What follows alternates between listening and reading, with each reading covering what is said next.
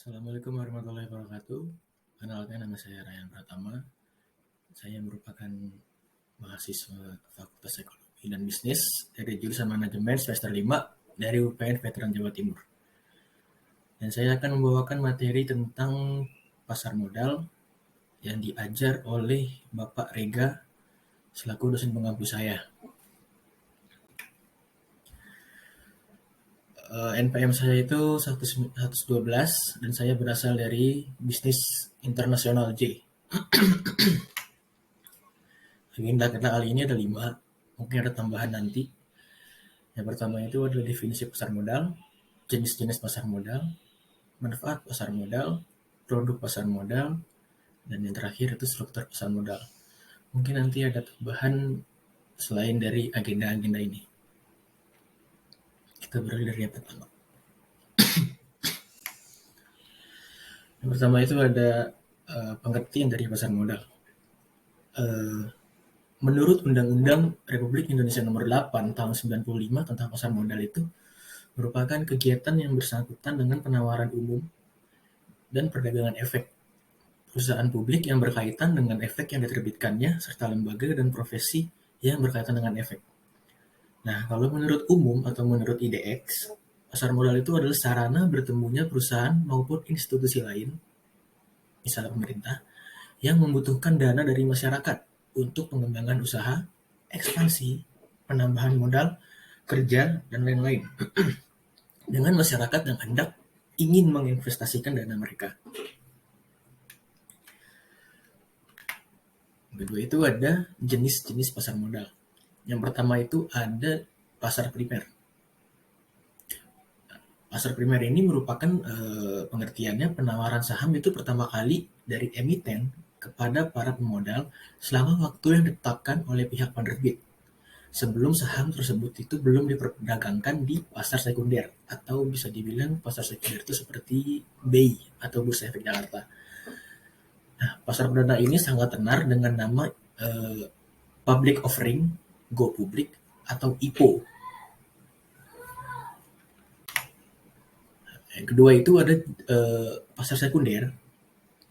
Definisi pasar sekunder itu suatu pasar saham di mana investor berdagang di antara kalangan mereka sendiri di seluruh bursa utama secara global.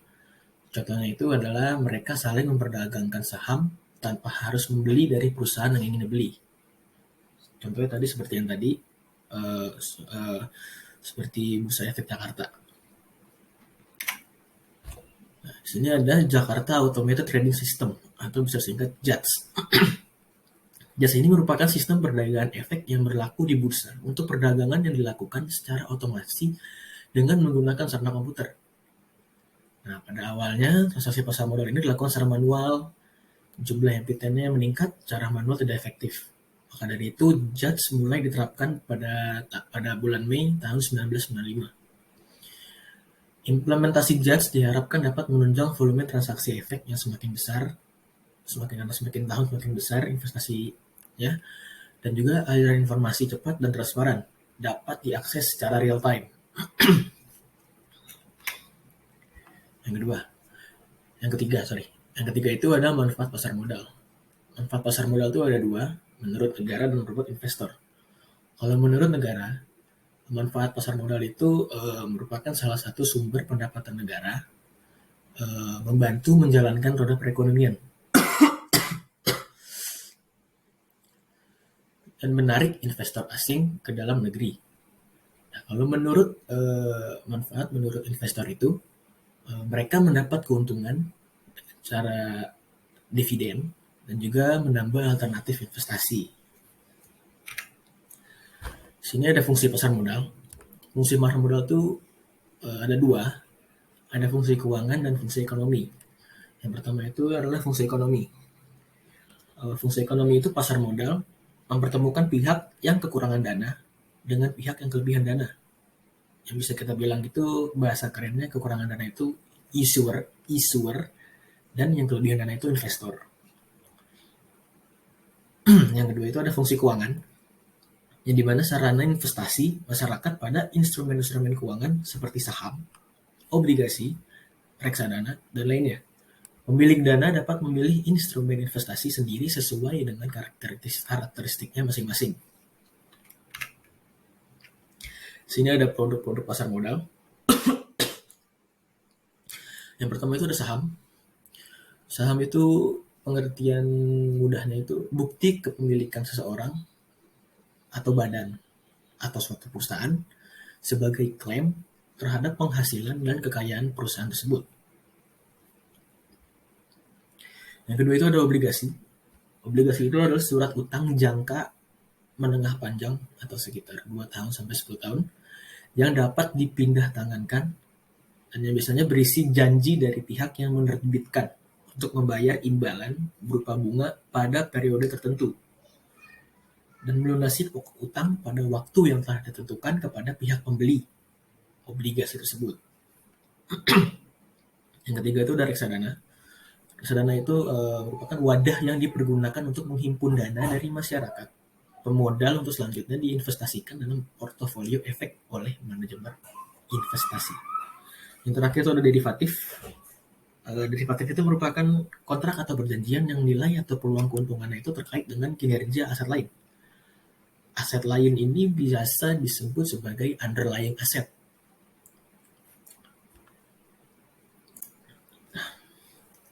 Kita masuk ke produk pasar modal tadi. Kita jabarkan lagi. Yang pertama itu ada saham. Saham itu keuntungannya ada dividen atau pembagian keuntungan, capital gain. Capital gain itu harga jual lebih tinggi dari harga beli. Dan tentunya dia memiliki resiko juga, yaitu capital loss, kebalikan dari capital gain, harga jual lebih rendah daripada harga beli. Atau yang lebih parah itu resiko likuidasi. Perusahaan itu dinyatakan bangkrut oleh pengadilan. Nah, di sini ada pemilihan saham, ada 2. Itu ada analisa fundamental atau analisa yang melihat kinerja keuangan perusahaan untuk menghindari likuidasi tadi. Dan yang kedua ada analisa teknikal, yaitu melihat pola pergerakan saham yang mungkin banyak di video TikTok mengenai belajar analisa teknikal. Nah, di sini saham itu ada 2 berdasarkan high claim. Yang pertama itu ada saham biasa. Saham biasa. Hak klaim itu terakhir saat perusahaan likuidasi, hak suara proporsional dalam RUPS, mendapatkan dividen, dan hak memesan efek terlebih dahulu. Dan jenis yang kedua itu ada saham preferen. Contohnya itu hak klaim diprioritaskan saat perusahaan likuidasi, tidak memiliki hak suara dalam RUPS, dividen jumlah tetap setiap tahun, memiliki opsi konversi ke saham biasa. Yang kedua itu tadi ada obligasi. Obligasi penerbit itu ada obligasi penerbit, yaitu obligasi korporasi atau corporate bonds diterbitkan oleh swasta, BUMN dan BUMD. Yang kedua itu ada obligasi negara. Ini obligasi menurut penerbit. Yang kedua itu ada obligasi negara atau government bonds diterbitkan oleh pemerintah. Dan ada jenis obligasi. Ada 2, obligasi konvensional dan obligasi syariah atau efek syariah berupa bukti kepemilikan atas underlying assets. Keuntungan obligasi itu mempunyai keuntungan, yaitu mendapatkan kupon atau fee secara periodik dari efek bersifat utang yang dibeli. Pada umumnya, tingkat kupon atau fee ini berada di atas bunga Bank Indonesia. Yang kedua itu memperoleh capital gain dari penjualan efek bersifat utang di pasar sekunder. Yang ketiga, obligasi ini memiliki resiko yang relatif lebih rendah dibandingkan instrumen lain seperti saham, di mana pergerakan saham itu sifatnya fluktuatif atau tidak menentu atau susah ditebak. Selain keuntungan, tentunya obligasi mempunyai resiko, yaitu resikonya ketika penerbit obligasi gagal bayar atau tidak bisa memberikan pokok dan bunga waktu tepat sesuai dengan jatuh tempo. Kita masuk ke jenis-jenis reksadana. Di sini ada 4. Yang pertama itu reksadana pasar uang. Reksadana pasar uang itu adalah jenis reksadana yang instrumen investasinya ditujukan pada efek dan bersifat utang dengan jatuh tempo kurang dari 1 tahun. Yang kedua itu ada reksadana pendapatan tetap. Yang biasanya itu sebagian besar alokasi investasinya ditempatkan pada efek yang memberikan pendapatan tetap. Yang ketiga ada reksadana saham. Tidak jauh berbeda dengan saham, tentunya keduanya memiliki portofolio berupa saham. Nah, kemudian portofolio inilah yang kemudian dikelola oleh manajemen investasi dengan cara menjual dan membeli saham saat harga saham memungkinkan untuk transaksi. Hasil yang didapatkan dari investasi reksadana saham ini adalah selisih kenaikan atau turun harga jual beli saham. Yang terakhir itu ada reksadana campuran yang biasanya memiliki kombinasi investasi dari berbagai instrumen pasar uang, obligasi, dan saham. Jenis reksadana ada reksadana itu mempunyai 3 itu fund fact sheet atau ringkasan laporan produk reksadana yang berisi informasi kinerja produk, jumlah dana yang dikelola, portofolio, dan lain-lain.